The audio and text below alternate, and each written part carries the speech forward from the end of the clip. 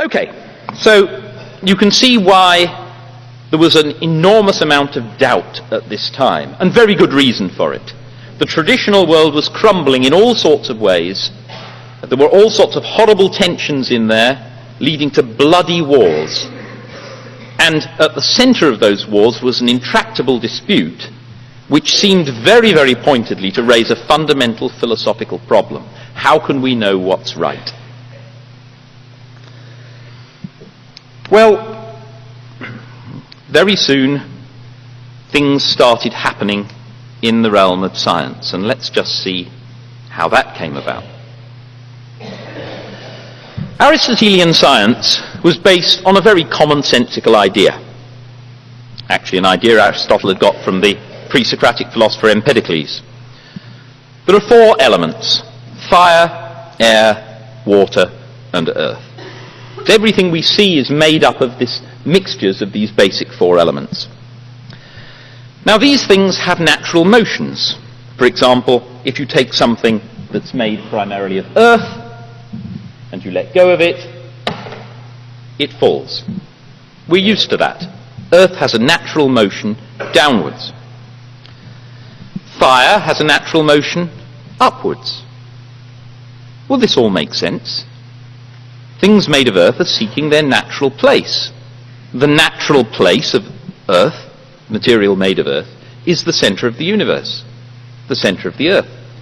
So it's entirely natural that things made of earth move towards that. Likewise, fire, air, water. Their natural position is with earth in a sphere at the centre, then water, then air, then fire. And the motions we see match with that. The heavier things are, the more earth they contain, the faster they fall, in proportion to their weight. What about the heavens? We look up at the heavens and we see bodies that do not fall towards the earth. Instead, they move in circles around the earth. How can that be? Well, they must be made of a different kind of stuff. Let's call it ether. So there is this fifth element, this quintessence, a fifth essence, of which all the heavenly bodies are composed. That explains why they move in circles. That is their natural motion. Why should circularity be their natural motion? Well, circularity is the closest they can get to the perfection of the eternal God. So, the explanation for why things work as they do in nature is all in terms of things striving to achieve a particular end. Bodies made of earth strive to reach the centre of the universe. Bodies in the heavens strive to move in the perfection of circles. Now, this came to be seen as a bit problematic. So suppose, for example, we take a siphon. Here we've got a siphon. I'm sure this is familiar to all of you. On the left you've got a beaker with water in it, and the pipe is going into that, and the pipe itself is full of water. And as we know, what will happen is that the water will pass up the pipe and down on the right-hand side, and the beaker on the left will be emptied, and the beaker on the right will fill up correspondingly. Now, why does the water on the left rise up the pipe? I mean, it's easy to understand why the water on the right falls down, okay? That's trying to reach its natural position. So it moves downwards. We know water moves downwards when it's left to itself, as in the rain. But you see, if it moved downwards on the right, that would leave a gap, a vacuum, a hole in the pipe. It would leave an emptiness. So why does water move up on the left-hand side? Well, it must be that nature abhors that emptiness. Nature abhors a vacuum. So the water on the left moves up in order to avoid there being a vacuum. It's striving to avoid this abhorrent situation of a vacuum. And it's actually a very natural way to think, isn't it? I mean, think of sucking water up a straw. You think of yourself as sucking it up. The water is coming up to fill the void. We know now that isn't what's going on. Rather, it's atmospheric pressure pushing. That was the very natural explanation that they came to. But compare this explanation, and this is actually from a parody, Le Malade Imaginaire, a play of Molière in 1673, and he's making fun of this kind of supposed scientific explanation. So somebody asks the doctor, why does opium make one sleep? And the answer comes, because it contains a dormitive virtue whose nature is to make the senses soporific. Now, clearly it's a parody. There's no explanation at all there. Why does it make you sleep? Oh, because it contains something that makes you sleep. And if you think about it, the same is true of the explanation with the vacuum. Nature abhors a vacuum, doesn't explain anything. All it says is that vacuums won't naturally occur. It doesn't say why. And now think about stones striving to reach the center of the earth. Why do stones fall? Because they strive to reach the center of the earth. That doesn't actually tell you anything about why it's happening. It's just redescribing the phenomenon. It's just saying, in effect, well, they do.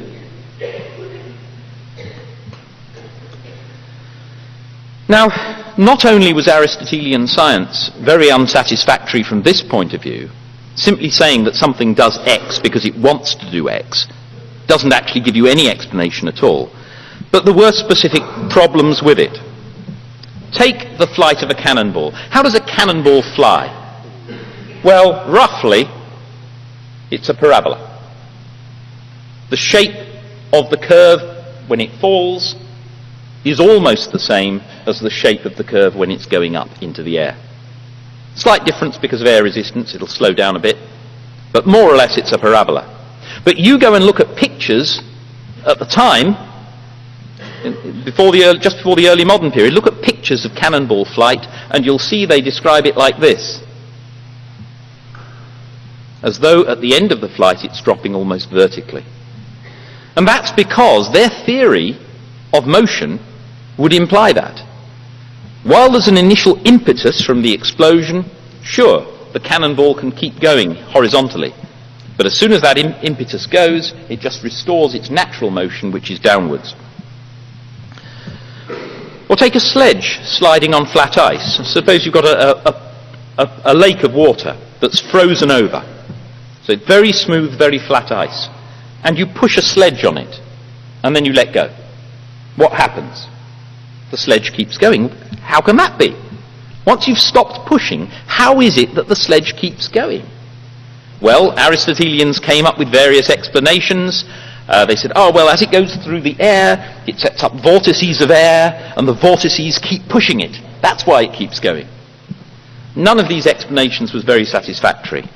What Galileo said was, no, actually, the sledge keeps going because the natural motion of things is to keep going in the same direction they're going at the same speed unless acted upon by a force. What requires explanation is not why the sledge keeps going.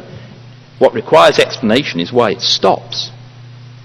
And that's a fundamentally different view of things. No longer are you saying that things naturally move towards the center of the earth. You're now saying that they simply stay where they are or keep going in a uniform direction at a uniform speed unless they are acted upon by a force. And that, of course, introduces forces like gravity. Galileo is famously reported to have performed another experiment. Scholars doubt, actually, whether he really did. But it's a nice story. Go to the top of the Leaning Tower of Pisa, take, say, a cannonball and a marble, a large and a small ball, drop them, and see how fast they fall. And what you will find is that they fall at almost the same speed. Not exactly the same speed, because of air resistance. But so maybe you will have seen on the web or whatever. I remember vividly from when I was a lad, when David Scott, the Apollo astronaut, I think it was Apollo 17 or something, went to the moon, took out his hammer, took out a feather, dropped them on the moon, where of course there is no atmosphere, and they fell at the same speed, hit the ground together. A very nice illustration that Aristotle is wrong. On Aristotle's theory, the larger object should fall much, much faster than the smaller object. So Aristotle's physics is looking in serious trouble for a range of reasons. But that's not the worst that was to happen. The telescope was invented in 1608. Its initial uses were things like military. You can see when the enemy is advancing, you can see how many there are, and so on. Or if you're a merchant and you want to know whether your ship is arriving into port, you can take a look and see things at a much greater distance than before. What Galileo did, as well as perfecting the telescope, he made a much better one than anyone had before. He had the bright idea of turning it upwards, looking at the sky. Well, what did he find? He found mountains and valleys on the moon. He even found, by looking at them at particular times of day, he could see the shadows cast by these by the sun and even estimate their height. He found 4 moons orbiting around Jupiter. Of course, we now know there are far more. But the 4 that he saw with his telescope, very famous. It shows not everything is centering around the Earth. Innumerable stars. I mean, when you look through a telescope at, say, the Milky Way, and of course the Milky Way was much more visible for him than it is for us today with all the street lighting that we get. Look at the Milky Way through a telescope, and you find that behind, as it were, all the stars that we can see are zillions more. The idea that the stars are on some fixed crystalline sphere that rotates around the world, once you look at that kind of depth, becomes less plausible. And he saw that Venus has phases. Now, we're used to the moon having phases. Sometimes it appears as a crescent, sometimes it doesn't appear at all, it's just black. Sometimes we see the full moon. Well, the same is true of Venus. Now, the Aristotelian theory, as I said, was based on the idea that all heavenly bodies basically move in circles. Now, that's a bit of a simplification. If you look at the motion of the planets in the sky, you will find that they don't simply go round the Earth in a continuous circle. Sometimes they seem to move backwards for a time and then move forwards again. Now, we understand that, of course, because we think of the Earth as orbiting around the Sun, and say Mars also orbits around the Sun.